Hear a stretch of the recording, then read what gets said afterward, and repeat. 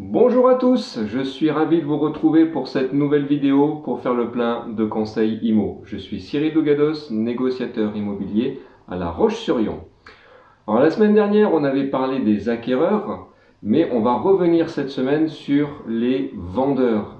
Vous vous rappelez, les premières vidéos, on avait vu qu'il était important de passer par un professionnel et il était important surtout de choisir plutôt un mandat exclusif. Il y avait de meilleurs résultats et moins de négociations.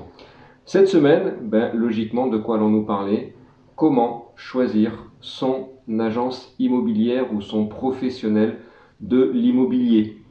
Alors, si vous n'avez pas la chance d'avoir dans votre entourage un professionnel de l'immobilier, on va dire il y a quelques critères qui devraient logiquement nourrir votre réflexion.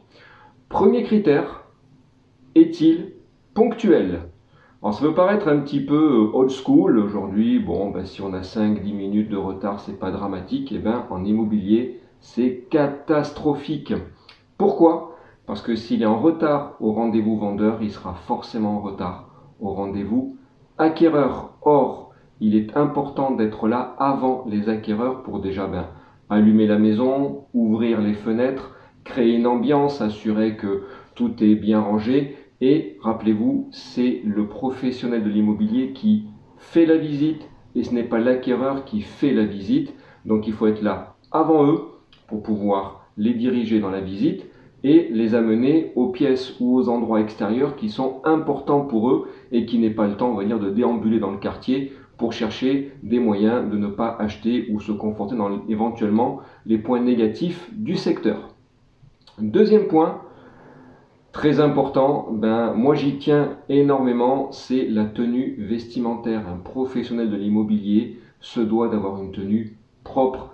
Je suis catégoriquement opposé aux baskets, par exemple, au tennis ou aux chaussures de sport.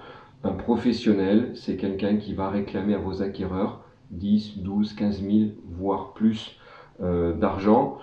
Forcément, il se doit d'avoir une tenue professionnelle. Sachez qu'il représente votre bien, il vous représente aussi vous. Donc important, la tenue vestimentaire.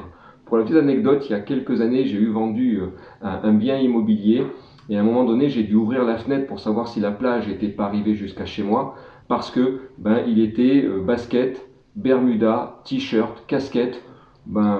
Concrètement, pour moi, c'était tout, sauf un professionnel de l'immobilier.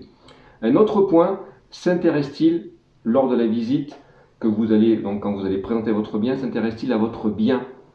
Pose-t-il des questions? Pourquoi est-ce que vous avez acheté votre bien? Qu'est-ce qui vous avait séduit dans ce bien? Qu'est-ce que vous trouvez qui est important à mettre en avant dans votre bien? C'est-à-dire, en fin de compte, s'intéresse-t-il à ce qu'il va devoir vendre? Et le dernier point, le plus important, celui incontournable, s'assoit-il à une table avec vous pour parler de votre projet? Pourquoi vous vendez? Avez-vous des impératifs de délai? Avez-vous des impératifs financiers? Y avait-il des clauses suspensives que vous souhaitez voir apparaître dans le compromis? Concrètement, s'intéresse-t-il à vous? Pourquoi ce point est important? Parce que s'il ne s'intéresse pas à vous, il ne s'intéressera pas aux acquéreurs. Et or, l'immobilier, c'est surtout une histoire de projet. Il faut que votre projet, votre bien, corresponde au bien et au projet de l'acquéreur. Une découverte acquéreur mal faite, ce sont des visites inutiles et surtout des déconvenues au moment de commencer à parler d'offres et d'achats. J'espère que cette vidéo vous aura plu. Je vous dis à la semaine prochaine pour une nouvelle vidéo pour faire le plein de conseils IMO. Au revoir.